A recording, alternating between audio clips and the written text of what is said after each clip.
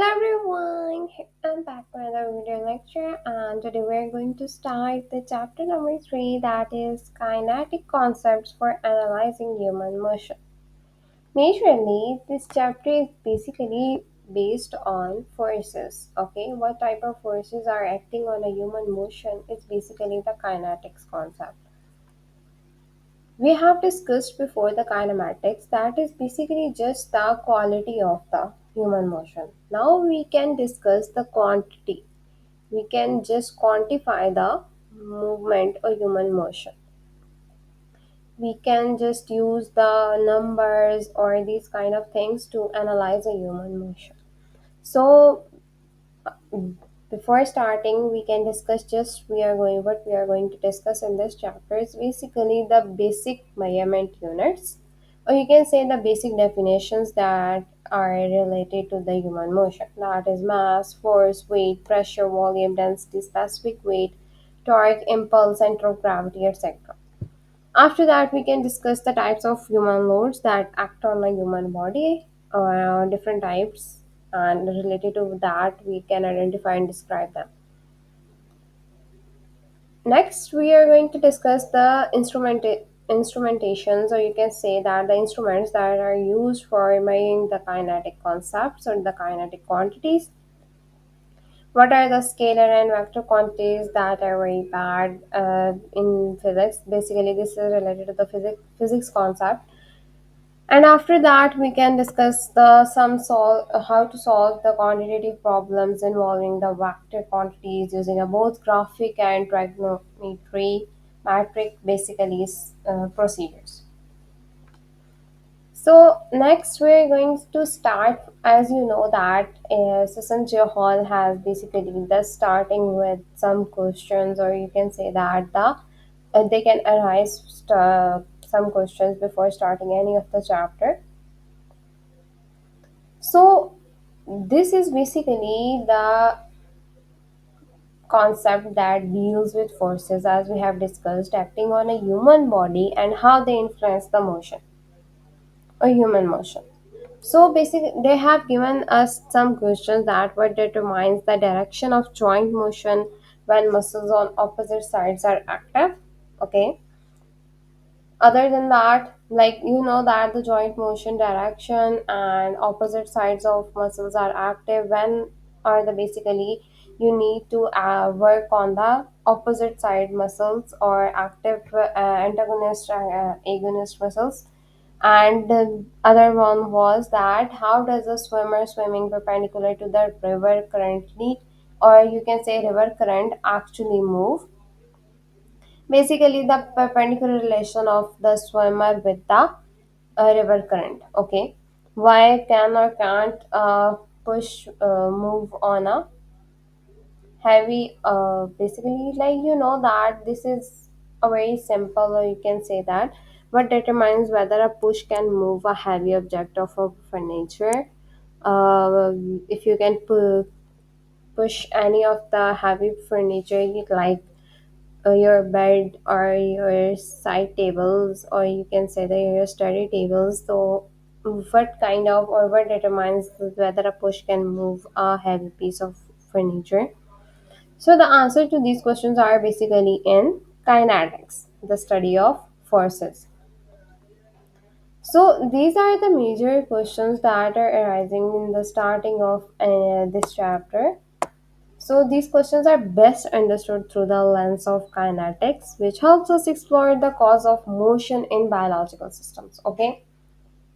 So basically, kinetics in daily life and sports, like you know that the in daily activities, the body generates and resists forces constantly. Okay, you know that your body can generate or resist any of the force, or it can basically form the force, and after that, it can basically resist as well the forces that are acting on your body in your daily activities.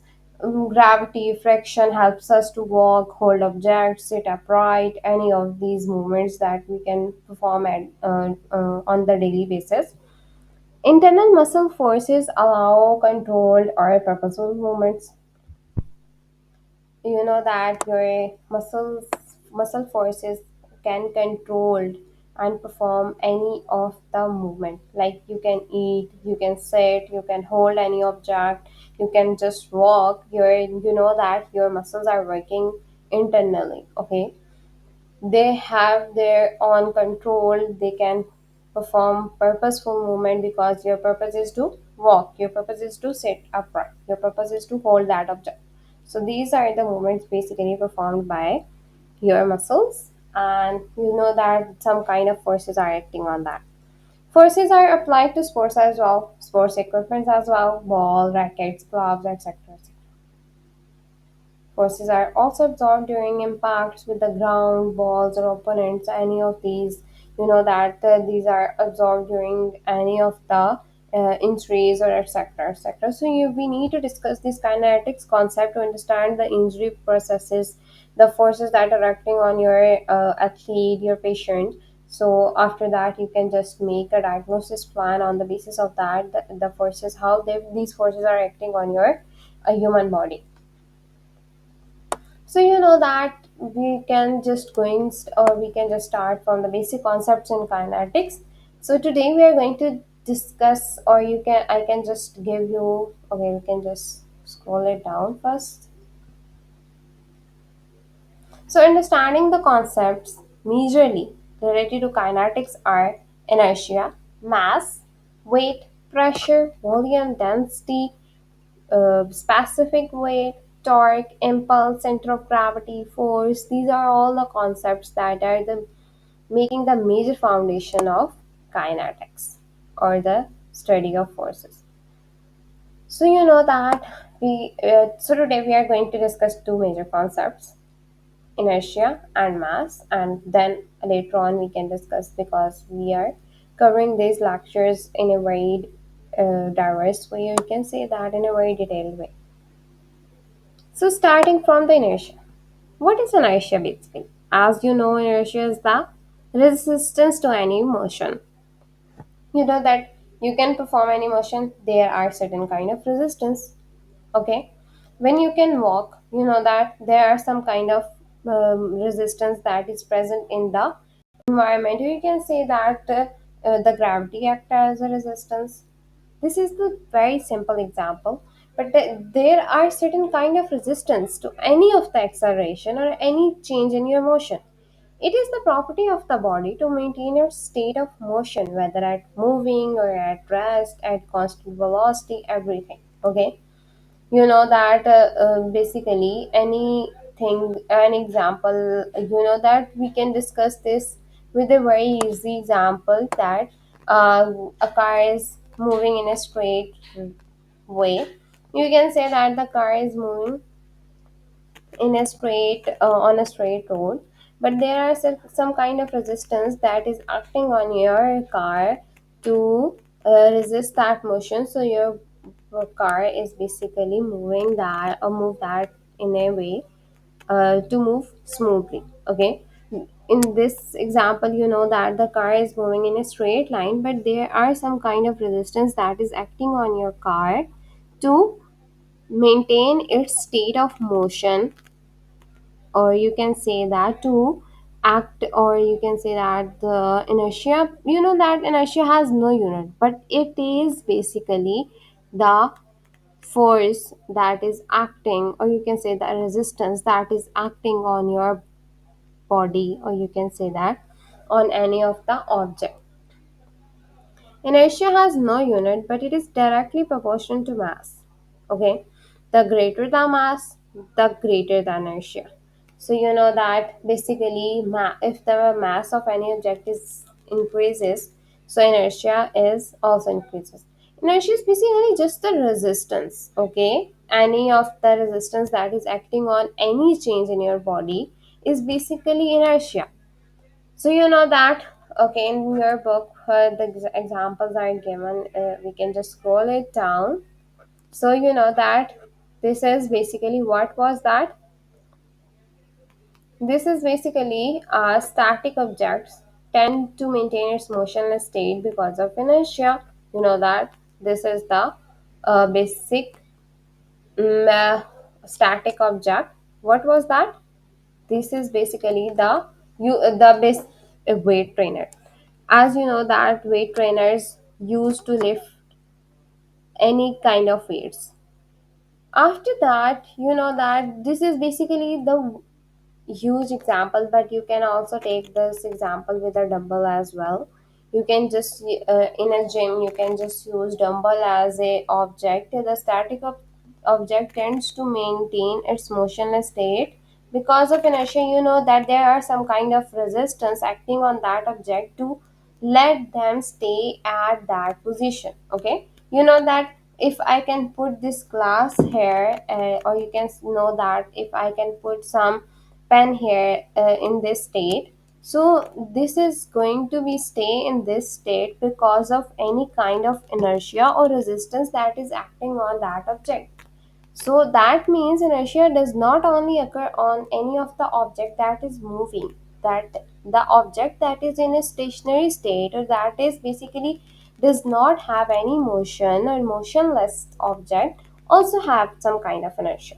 So you need to understand this as well, that they have inertia is basically the any kind of resistance. Okay, the skater gliding on ice continue moving straight unless acting upon by any external force. You know that. So this is basically there are some kind of resistance that is basically acting on that skater glider to adapt to that change in motion, unless there are no other forces acting on that skater glider uh, majorly. Okay, so this is basically the example of inertia. You can say that the concept of inertia. The second thing that we are going to discuss today is mass.